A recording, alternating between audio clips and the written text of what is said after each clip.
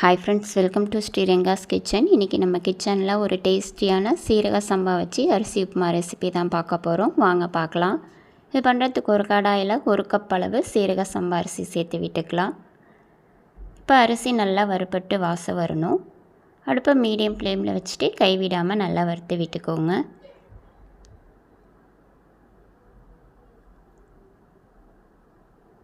இப்போ பாருங்கள், அரிசி வறுபட்டு வாசம் வருது. இந்த அளவுக்கு நீங்கள் வறுத்திங்கன்னா போதும். இப்போ அடுப்பை ஆஃப் பண்ணிவிட்டு இதை வேறு ஒரு இதில் மாற்றி எடுத்து வச்சுக்கோங்க.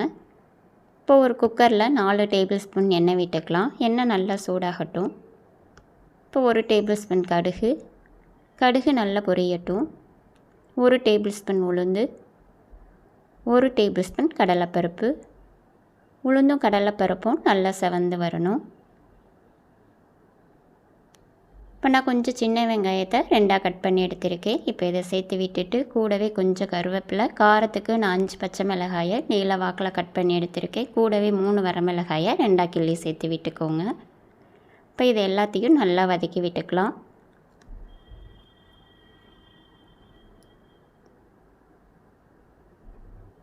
இப்போ 1க்கு 2 கப் அளவு தண்ணி கரெக்டாக இருக்கும். இப்போ இதை சேர்த்து விட்டுடலாம். இப்போ தேவையான அளவு உப்பு சேர்த்து இதை நல்லா கலந்து விட்டுக்கலாம். உப்பு நல்லா கரைஞ்சி வரணும்.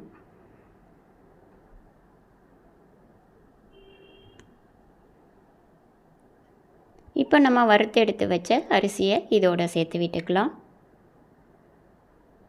இப்போ இதையும் ஒரு தடவை நல்லா கலந்து விட்டுக்கோங்க.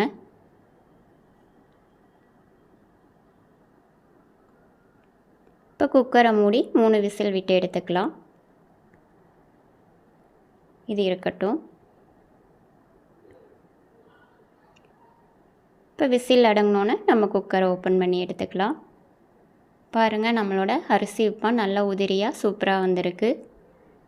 நீங்களும் இதே மாதிரி உங்கள் வீட்டில் சீரக சம்பா வச்சு அரிசி உப்புமா ட்ரை பண்ணி பாருங்கள். உங்களுக்கு இந்த வீடியோ பிடிச்சிருந்தால் லைக் பண்ணுங்கள், ஷேர் பண்ணுங்கள், கமெண்ட் பண்ணுங்கள். மறக்காமல் சப்ஸ்கிரைப் பண்ணுங்கள். பெல் ஐக்கான ஆல் பட்டனை ப்ரெஸ் பண்ணுங்கள். தேங்க்யூ ஃபார் வாட்சிங்.